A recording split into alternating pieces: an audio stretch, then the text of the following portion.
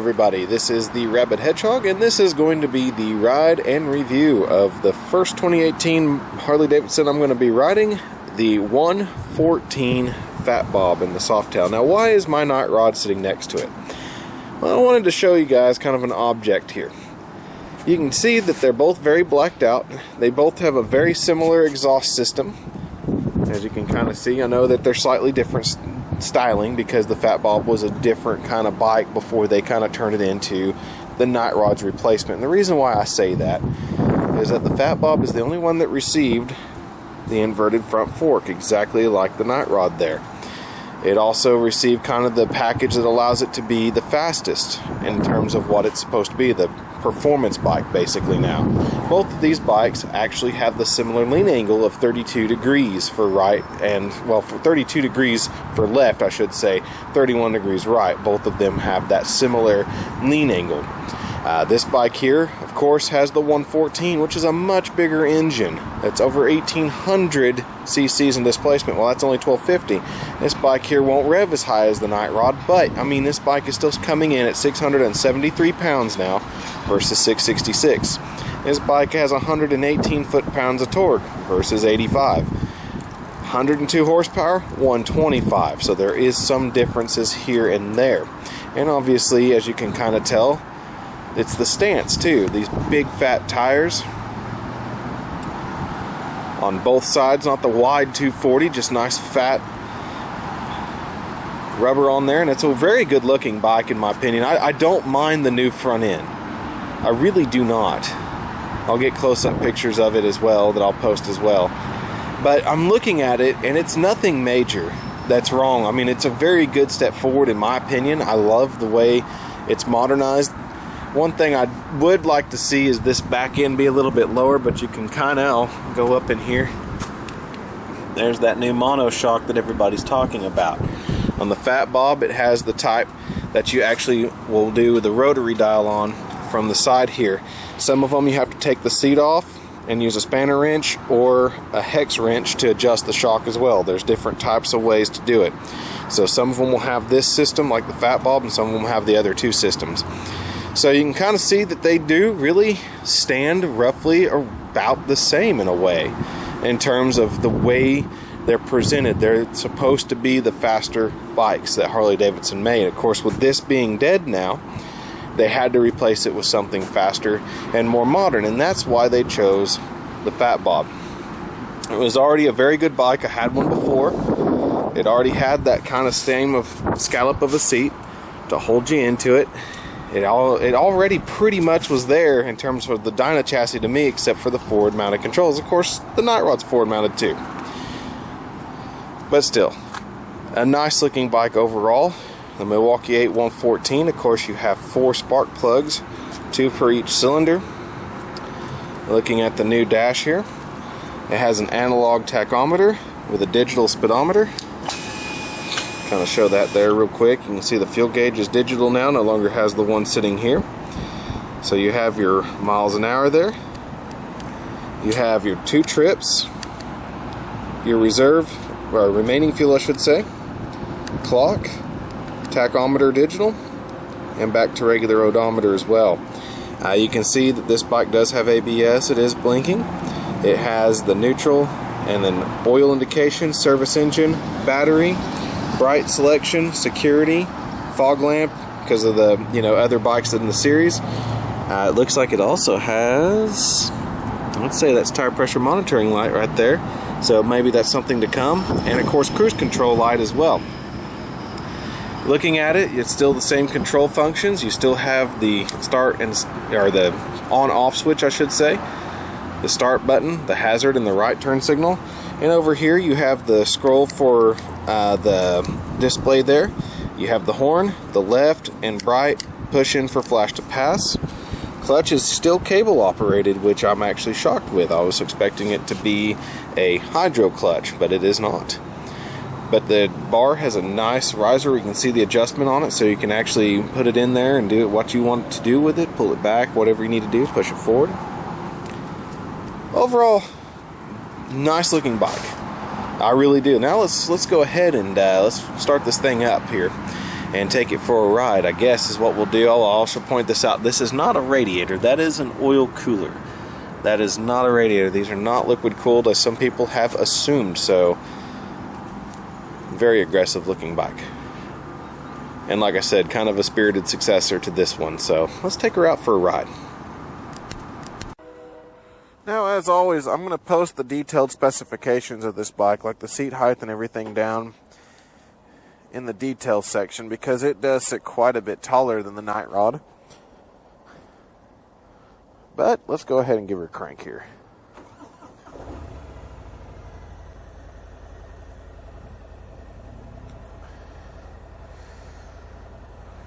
Alrighty. The only thing is, got to keep that sticker on there.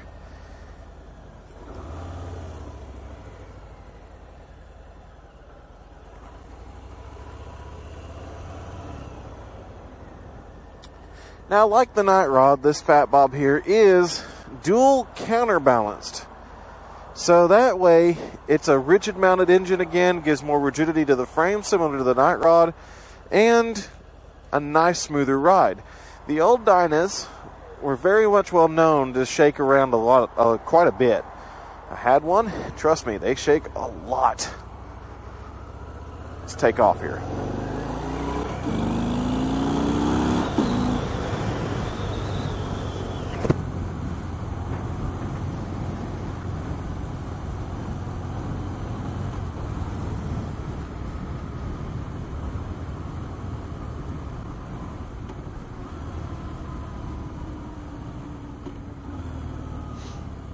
Engine braking is very good on this bike.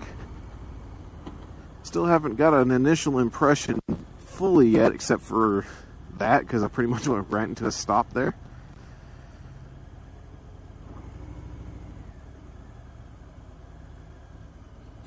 Brake pedal on the right side feels kind of off, like it's way down from where it needs to be. I'm used to it being kind of up in the air and a little bit easier to push, but this one seems to be a little bit further down than I'm used to. Now, that's just something that might be adjustable, that I can take care of if I was to decide to purchase a bike like this.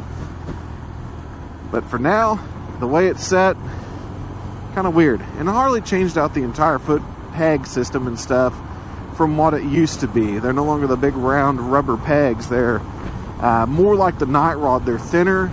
They have a rubber insert and a metal peg, basically.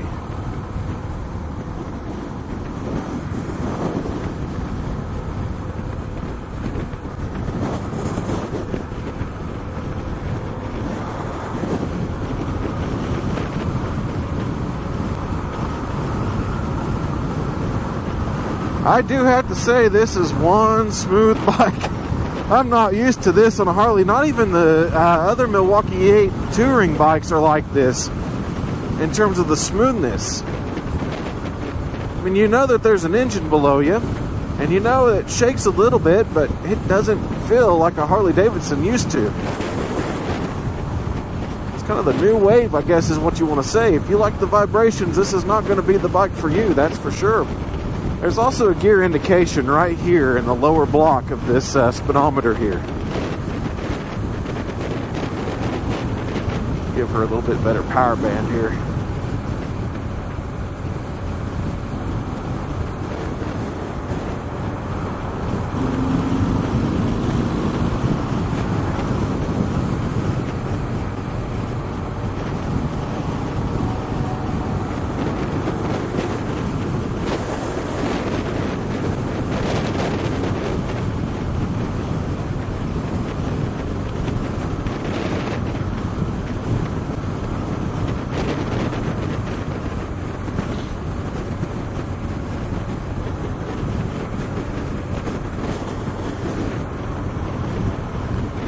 Visibility out of these mirrors are really good. I mean, I've got that plastic deal on it, but I can still see clearly very nicely through the mirrors. Of course, these are nice, long, wide, thick handlebars. Makes it better for the placement of them.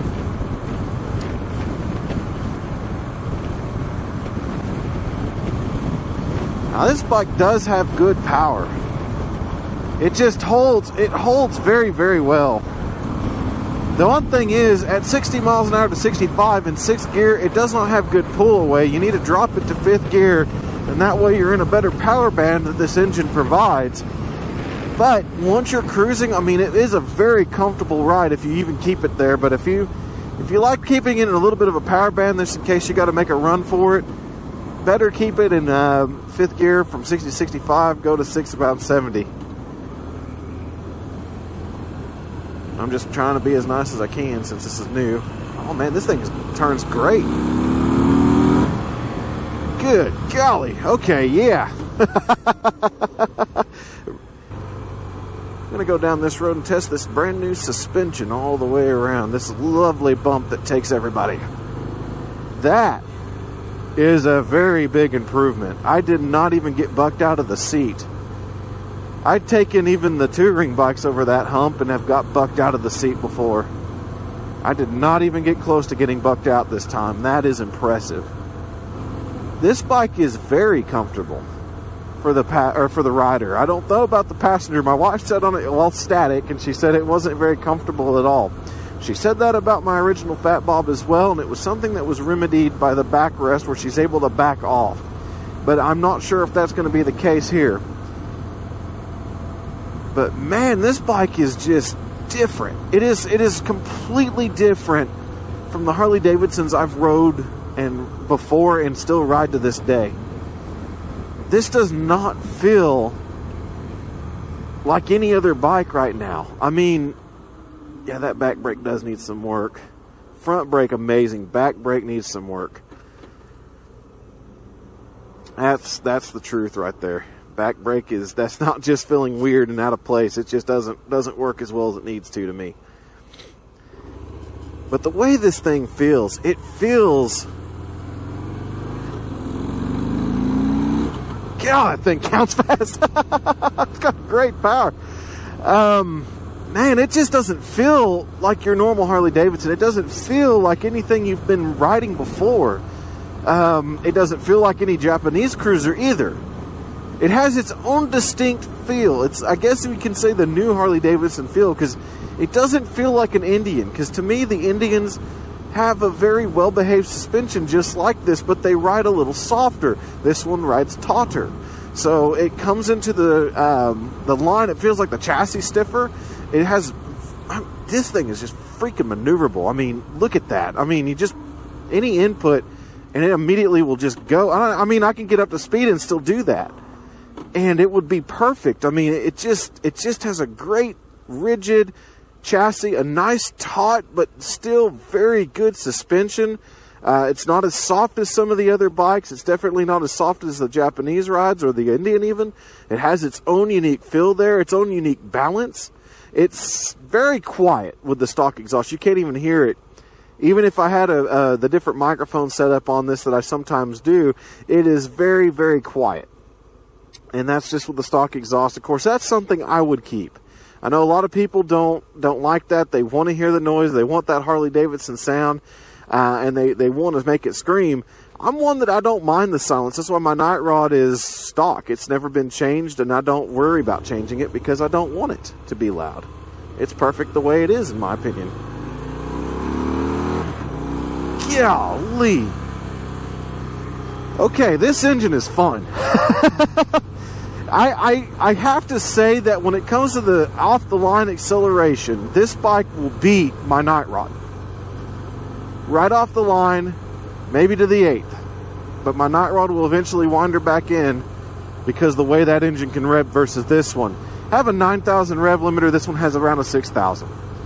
So I can keep going. I'm hitting these bumps and this bad road on purpose. I wanted to do that because I like testing the suspension, and this thing is just phenomenal. I mean, it rides superbly. I mean, my only complaint is the rear brake right now. The engine is fantastic. I love the way the engine pulls. I love the feel of it. I don't mind it not being so vibe heavy. I do. I mean, there is a little bit. I might put a slip-on on it to make her sound a little bit meaner, but that's it. I mean, and fix that brake. But the transmission is smooth. It doesn't feel notchy at all. It's very good. You click in to your gear with authority. You can still hear it like you could in the old days. Not as loud, not as chunky, but definitely with authority. It shifts very smoothly. The clutch is a lot lighter pull than your normal Harley Davidson, even with the hydraulic actuated clutch and other clutch activated ones, or cable activated. This one really is quite a bit different in terms of how it feels. It's a much lighter pull. One finger. I mean, I have to move my whole hand kind of sort of, because that's just because nerve damage. But I can actually pull it in with one finger if I wanted to, and it responds very well. I mean, it's just a quick clutch. The actual engagement is roughly right at half. So a little bit different. Usually it's a little bit farther close to the end on a Harley Davidson, but this was more about right at half. So this bike has a lot going for it. The new frame, the new Softail Milwaukee 8. I'm going to call it the Softail Milwaukee 8 because it is a different design. It does have a wet sump versus a dry sump oiling system. There's some other things as well. The oil coolers are a little bit different on these. The double counterbalancer. But man, I mean, this is what I was hoping for, but I still want a little bit more. I mean, this is a first-year bike, and I still wish that they would step up a little bit on their game when they get these first-year bikes. You know, you had the same thing with the Street. It was a good bike overall, but there's just some things that didn't quite work. Just some things that weren't quite right at first. And that's this bike. I mean, if you're gonna call what it is perfect, the frame and the chassis rigidity, the frame, the engine power, the way this thing handles, the general fit and finish of the bike, all good, all fantastic. I mean, this bike has very good handling, very good looks, very well put together. Just a very well put together machine. I mean, I can't say anything else about it. Very smooth running. Engine's got great power. I mean, I can't really find anything to complain about, but that back brake, that needs to be fixed. That's it, really. I mean, just get that back brake taken care of. But everything else, the new suspension, the way this engine is running, the way it doesn't shake you to death or anything, just the amazing amount of pull it has, and as quick as it gets there. I mean, this thing is amazing. Amazingly good engine. And also, this bike is no longer cable operated in terms of how the actual throttle bodies and everything are. It's actually out to the electric now. So if you wanted to add cruise control to it is possible. So this is a bike that can eventually be turned into a light tourer. So you get this nice sporty bike, or if you want to throw some bags on it, then you could throw some bags on it and make it a little bit of a light touring with a lot of power. So overall, I like this bike a lot. I like the way this frame handles this bike, this weight. I mean, it's only 673 pounds. The old Fat Bob was much heavier than this, in the 700s. And this one just is beautiful. In terms of the way the weight is, the way it's balanced, you get a little heat coming off that head if your knee is close, or your leg is close to your thigh. But it has the engine cylinder deactivation too. You can turn that on. I mean, overall, great package. Great little motorcycle to ride for sure. So at any rate, is this an approved bike? I would say it is. I would say go for the Fat Bob. I mean, is it as exciting as some of the other bikes? I mean, there's still the Rocket 3. There's still some other bikes out there that definitely have more power and some more appeal. But for what it's worth, this little guy is a fun ride to handle. But I'm going to keep my girl right there because she's still my dream bike. I could still have more fun on that one, I believe. At any rate, this is the Rabid Hedgehog. Keep that shiny side up, folks. Have a good one.